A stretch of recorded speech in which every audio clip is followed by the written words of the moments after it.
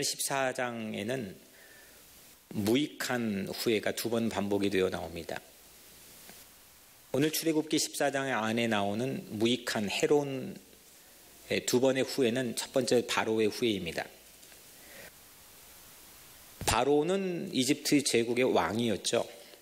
5절에 우리가 어찌 이같이 이스라엘을 우리를 섬김에서 놓아 보내었는가. 이스라엘을 부려먹지 않고 놓아준 것, 그걸 바로는 지금 후회합니다. 왜 내가 놓아줬을까? 왜 잃어버렸을까? 우리도 잃어버린 걸 후회할 때가 있습니다. 내 주머니에 있던 건데, 내 소유였던 건데, 내 가지고 있던 거였는데 잃어버리거나 상실했을 때 왜 그랬을까? 왜 그때 갔을까? 왜 거기에 서 있었을까? 이런 여러 가지 가상된 가정들을 하면서 우리는 후회합니다. 왜 내가 그걸 선택했을까? 근데 이런 후회는 우리에게 불필요한 감정들을 줍니다. 가장 중요한 게 불안, 두려움입니다. 이런 후회는 내일의 불안을 자초하는 중요한 이유가 됩니다. 후회, 무익한, 불필요한 후회가 많이 있으면 내일을 당당하게 맞이하기가 쉽지 않습니다. 두 번째로 이스라엘 백성들의 후회입니다. 오늘 본문의 11절 12절에 보면 애굽에 매장지가 없어 당신이 우리를 이끌어내어 이 광야에 죽게 하느냐. 지금 백성들이 모세에게 한 말이죠. 어찌하여 당신이 우리를 애굽에서 이끌어내어 우리에게 이같이 하느냐. 애굽 사람을 섬기는 것이 광야에서 죽는 것보다 낫겠노라. 괜히 이집트에서 나왔다는 거죠. 현재 어려움을 과거와 비교해서 후회합니다. 내 괜히 이민 왔구나. 내 괜히 여기에 왔구나. 이 또한 우리를 자신 없게 하는 주범이 됩니다. 이런 후회는 내가 오늘 서 있는 삶 자체가 불안하다는 거죠. 자신이 있어 보이지만 내가 선 자리에 대한 확신과 컨펌이 없으면 실질적으로는 내일 삶에 대한 불안도 있다는 증거입니다. 삶이라는 게 늘상 아쉬움, 후회할 일들로 가득한 것 같습니다. 오늘 바로 왕이나 이스라엘 백성들이 똑같이 어찌 이집트 떠나는 것을 허락했을까? 이 한 가지 이슈를 가지고 이 두 가지 종류의 후회를 합니다. 왜 내가 어째서 이집트 떠나는 것을 내가 허락했을까? 바로는 이스라엘 섬김을 놓쳐서 후회했고 그 좋은 수많은 사람들의 이스라엘의 서비스를 놓쳐서 후회했고 이스라엘 백성은 애굽을 섬기는 것이 더 낫다고 후회했습니다. 한쪽은 이 바로 왕은 그 이스라엘의 그 엄청난 서비스를 내가 놓쳤구나. 그리고 한쪽은 애굽을 서빙하는 게 훨씬 더 낫겠다. 여기 나와 고생하는 것보다. 같은 주제를 가지고 두 가지 다른 양상의 후회를 합니다. 가관입니다. 후회는 확신 없을 때 합니다. 이것 같기도 하고 저것 같기도 하고 그럴 때 후회합니다. 마땅히 뾰족한 대안도 없는데 성급하게 우리가 후회가 내 삶을 지배할 때가 있습니다. 불안한 거죠. 후회한다고 하는 건 자기 선택에 대한 확신이 없는 거고 불안하다. 어차피 내가 또 다른 선택을 할 때는 확신이 없다라고 하는 것을 명백하게 나타내는 중요한 증거이기도 합니다. 후회 대신에 내 마음속에 확신, confirmation, 내 마음속에 컨펌된 그런 마음들이 내 마음을 빵빵하게 채울 수 있다면 훨씬 더 천하무적의 삶을 살지 않을까 싶습니다. 오늘 여러분들의 삶이 그렇게 변화되기를 주의 이름으로 축복합니다. 이스라엘 백성이 왜 후회했느냐? 이스라엘 백성들이 오늘 본문에 왜 후회했느냐? 2절에 보니까 이스라엘 자손에게 명령하여 돌이켜 바다와 믹돌 사이의 바히롯 앞 곧 바알스본 맞은편 바닷가에 장막을 치게 하라. 여행로 때문에 후회했습니다. 가는 길 때문에 후회했습니다. 우리가 왜 여기에 장막을 쳐 이 길을 가야 되느냐? 넓고 넓은 시나이 반도의 이 광야, 그 한복판에 하필 바닷가에 그 많은 사람들이 장막을 칠 게 뭡니까? 캠핑 전혀 안 해본 사람들의 투박한 실책입니다. 더불어 더 중요한 것은 지금 이스라엘 백성들의 행로는 동쪽과 북쪽을 향해 올라가야 됩니다. 지금도 이 시나이 반도, 이 북아프리카와 이 중동을 연결하는 주요한, 거의 유일한 무역로, 해안도로입니다. 그걸 찾기 위해 팔레스틴은 사실 지리적인 이유는 그걸 찾기 위해 수많은 제국들이 그 땅을 차지하기 위해서 싸운 흔적들이 역사 가운데 있습니다. 거기로 가야 됩니다. 두말할 필요 없이 그 길밖에 없습니다. 그런데 갑자기 남쪽, 서쪽 전혀 반대 방향으로 길을 변경했습니다. 이스라엘 자손에게 명령하여 돌이켜는 turn back. 그러니까 앞으로 전진해야 되는데 back 하는 거예요. 후퇴하는 느낌을 전체 행렬에 담겨있는 사람들이 느낌을 갖습니다. 이때 시도 자체를 후회하죠. 사람들은 왜 이거 여기 왔을까? 아니 아예 지금 이집트로 돌아가자는 얘기까지 나온 거는 지금 이게 자중질환, 이게 완전 극심한 혼란이 이 엄청난 200만이라고 하는 행렬 가운데 있는 겁니다. 이 후퇴의 결과는 더 엉뚱합니다. 3절에 바로가 이스라엘 자손에 대하여 말하기를 그들이 그 땅에서 멀리 떠나 광야에 갇힌 바 되었다리라. 여기에 대해서 지금 리포트를 받고 있는 바로 왕이 이스라엘 백성들이 거기에 장막을 쳤다는 리포트를 받고 평가가 그들이 광야에 갇힌 바 되었다. 앞은 바다가 맞고 뒤는 이집트 전차 부대가 쫓아옵니다. 광야에 갇힌 바 되었다. 이제 꼼짝없이 도간에 든 쥐다. 광야의 감옥입니다. 이런 때에 오늘 하나님께서는 모세에게 아주 중요한 팁을 주셨습니다. 영적인 나침판으로 방향을 잡아줍니다. 오늘 13절 14절에 모세가 백성에게 이르되 너희는 두려워하지 말고 가만히 서서 여호와께서 오늘 너희를 위하여 행하시는 구원을 보라. 너희가 오늘 본 애굽 사람을 영원히 다시 보지 아니하리라. 여호와께서 너희를 위하여 싸우시리니 너희는 가만히 있을지니라. 이게 참 아리송하기도 하고, 지금 지리적 나침판이 고장나서 어디로 가야 될지 진퇴양난의 상황에 놓여 있는 이 백성들에게, 모세에게 하나님이 중요한 나침판을 주셨는데 이게 어떤 결과를 만들어내는지는 우리는 지금 이미 결과를 가지고 있기 때문에 환하게 알고 있지만 이 의미가 과연 뭔지에 대해서 우리가 잠깐 오늘 말씀의 핵심적인 메시지로 나누려고 합니다. 두려워하지 말고 가만히 서서, 오늘 설교의 제목, 오늘 말씀 안에 담겨있는 하나님 메시지죠. 두려워하지 말고. 우리 인생에 여러 가지 문제들이 있습니다. 근데 하나님께서 늘 가장 먼저 우리에게 다가오셔서 건드시는 부분이 내 안에 두려움을 다루시는 겁니다.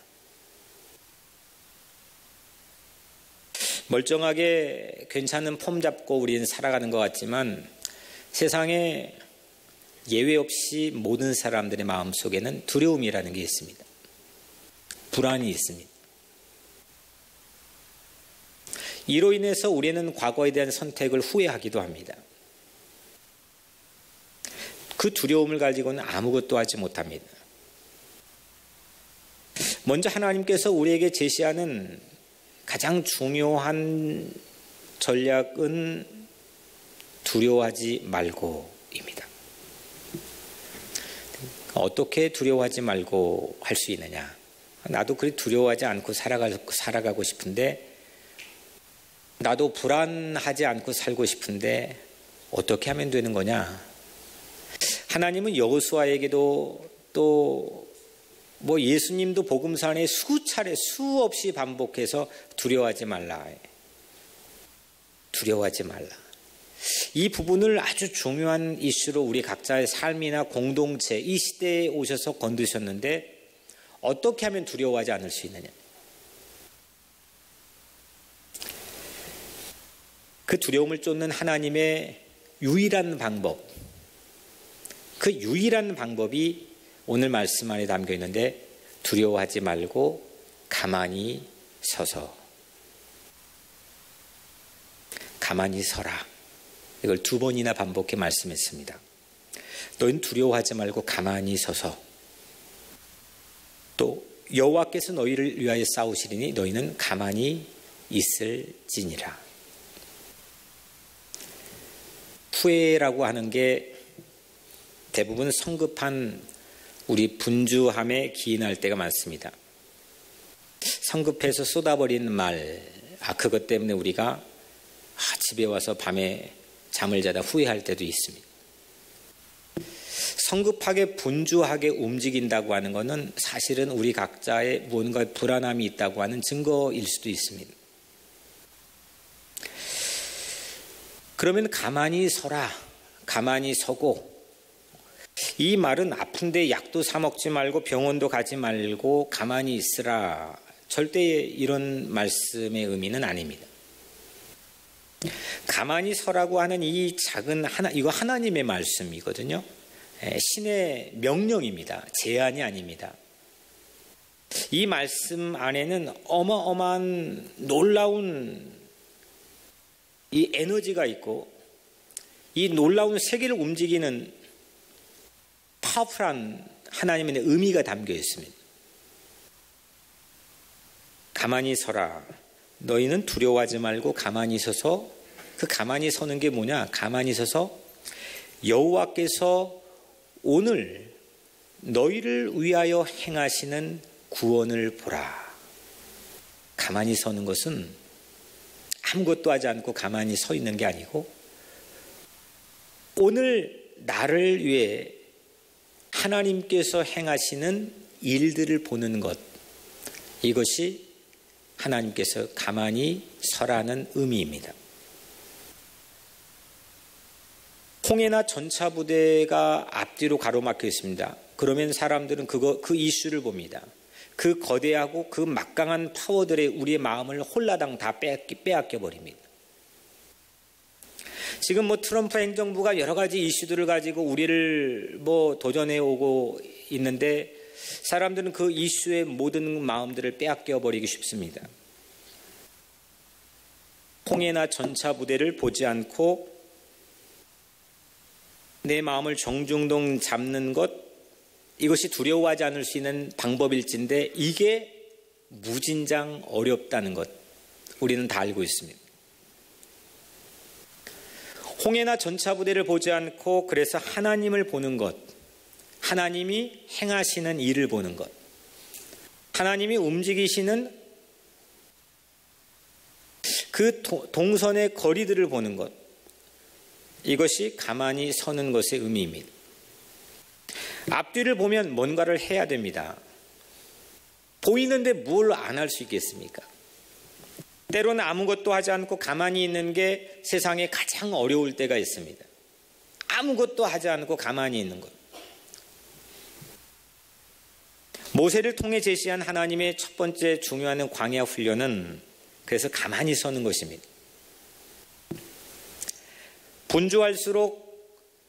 분주할수록 내 안에 내가 채워질 확률이 매우 높습니다. 잘해도 내가 잘해서 우쭐하고 못해도 내가 못해서 후회합니다. 나에게 휘둘리는 인생, 그 나에게 휘둘리는 인생이 사실은 가장 겁이 많습니다. 그리고 후회가 많습니다. 하지만 가만히 서서 하나님이 행하시는 이 일을 보면 내 안에 하나님이 채워집니다. 하나님의 진리가 채워집니다. 잘해도 하나님이 잘해서 찬양하고 잘못돼도 하나님이 인도하시니 조바심이 없습니다. 가만히 서서 하나님이 행하신 일을 본다는 것은 기도하는 것이고 하나님께 예배드리는 것입니다. 종교적인 의식적인 행위만을 말하는 게 아닙니다.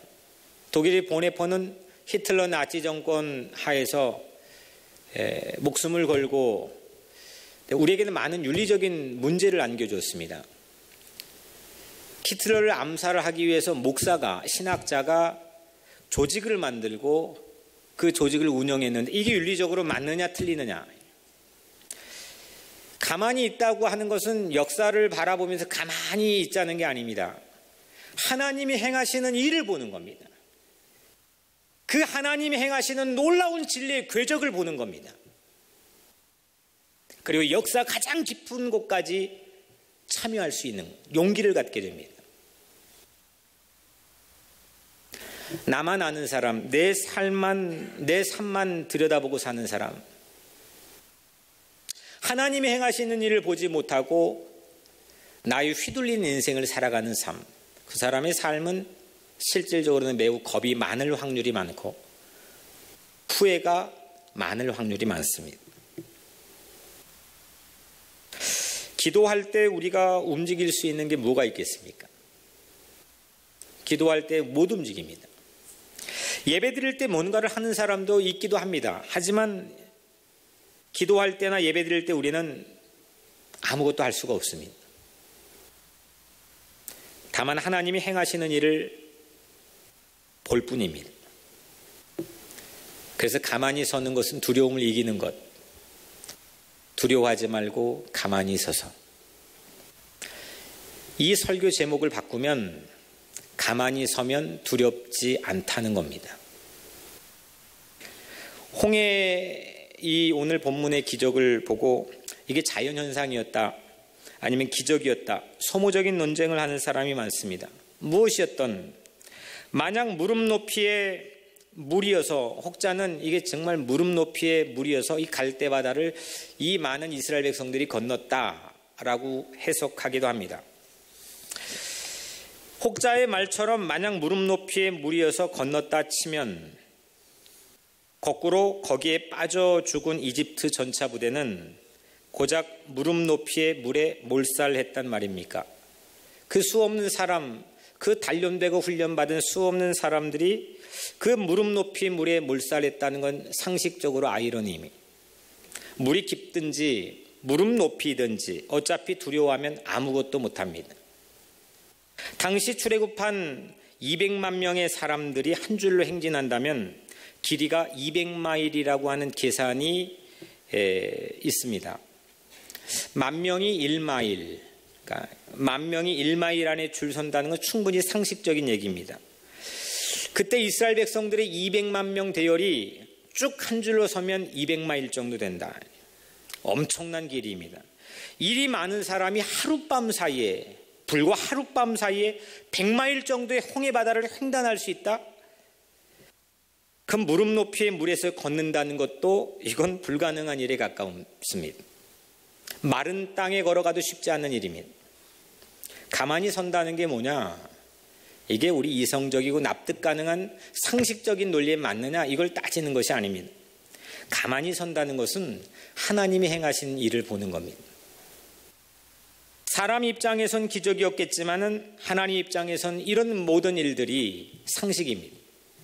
이것을 믿고 내 마음에 굳게 확신을 갖는 것이 가만히 서는 것입니다. 그래서 가만히 선다는 영어 표현도 stand firm, 그냥 가만히 하지 않고 움직이지 않고 가만히 있는 게 아니고 굳게 서 있는 겁니다. 확신 있게 서 있는 겁니다. 하나님께서 행하신 일을 보면 확신 있게 서 있는 것, 이것이 가만히 서는 것이고 광야를 행진할 수 있는 가장 중요한 전략이었습니다. 우리 각자의 삶에 영혼이 청음을 해야 됩니다. 하나님이 일하시는 소리를 세상이 쥐죽은 듯 조용해도 나를 도와줄 사람이 아무도 없어도 이 역사가 만신창이가 되는 것 같아도 이 역사를 주관하고 내 삶을 붙들고 움직이는 하나님이 움직이는 소리를 청음할 수 있는 여러분들의 삶이 되기를 주의 이름으로 축복합니다. 이때 우린 두려움을 이기고 이미 내 마음에 홍해바다가 갈라지는 마른 땅을 걸어가는 그런 희망과 용기가 있을 줄로 믿습니다. 구름기둥은 이집트와 이스라엘을 나눴습니다. 저쪽에는 흑암, 이집트 쪽에는 흑암이, 그리고 이쪽에는 광명.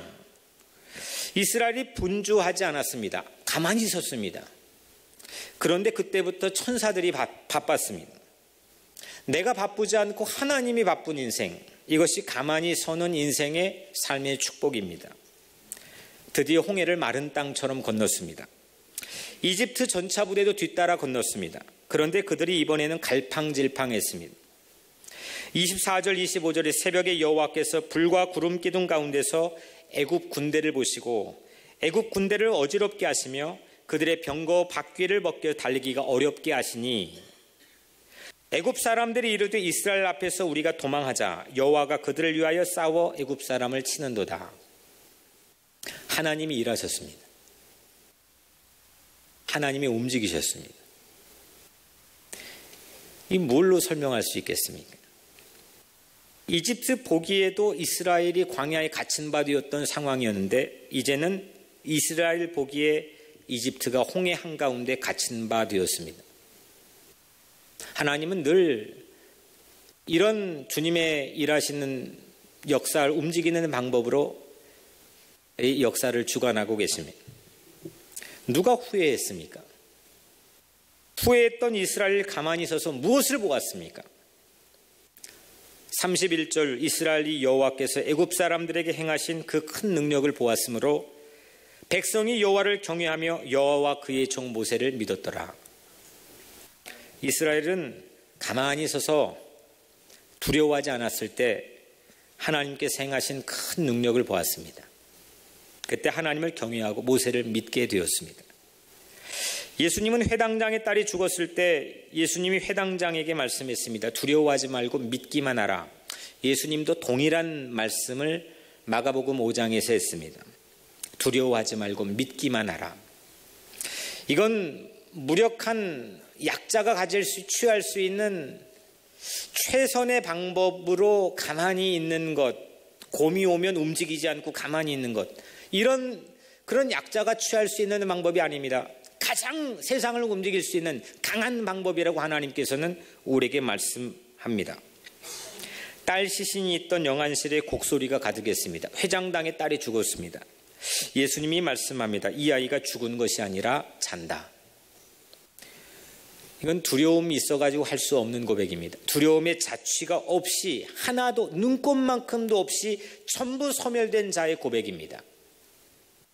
예수님은 아이 손을 잡고 달리다 쿰 소녀야 일어나라 했습니다. 믿고 사는 것, 가만히 서서 하나님 행하신 일을 보는 예배의 삶은 내일을 잘 사는 가장 유익한 길입니다.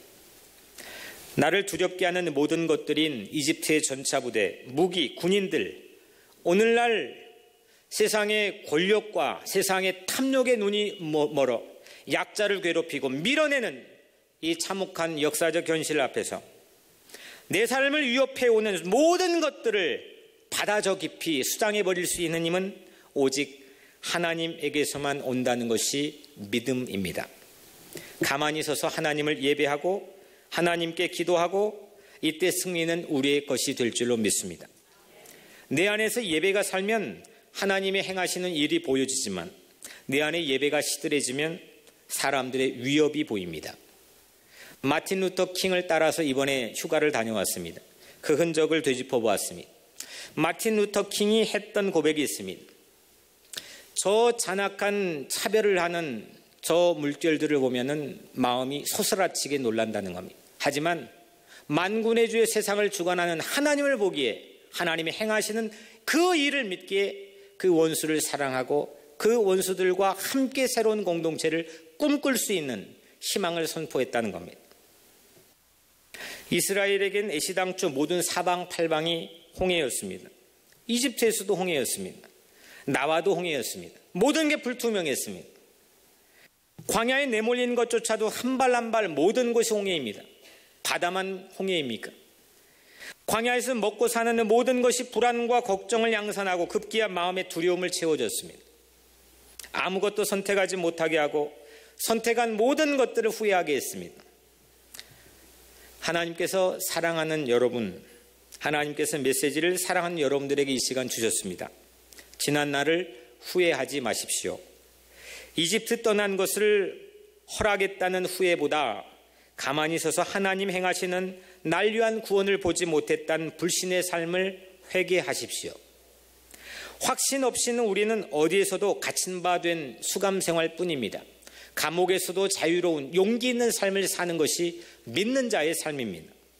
두려워하지 마십시오. 가만히 서서 여호와께서 오늘 나를 위해 행하시는 이 놀라운 구원의 역사를 보십시오. 하나님께서 나를 위해 대신 십자가에 싸우셨으니 우리는 가만히 있어 믿음으로만 주님을 따라 그 뜻을 따라 역사에 참여하면 됩니다. 하나님께서 나를 위해 살아 나를 위해 행하시는 모든 일, 이 모든 일을 믿음으로만 주님 바라보기를 바랍니다. 가만히 서면 하나님께서 나를 위해 행하시는 모든 소리가 들리는 청음의 세계가 열립니다. 따지지 않고 하나님께 기도하며 예배합시다. 내 앞에 있던 홍해 바다가 마른 땅으로 갈라질 것이고 그 마른 바닷길을 여러분들의 두 발로 스탠드 펌, 굳게 서서 가만히 서서 하나님의 귀한 뜻을 쫓아 용기 있게 걸어가는 여러분들의 삶이 되시기를 주님의 이름으로 간절히 축원합니다.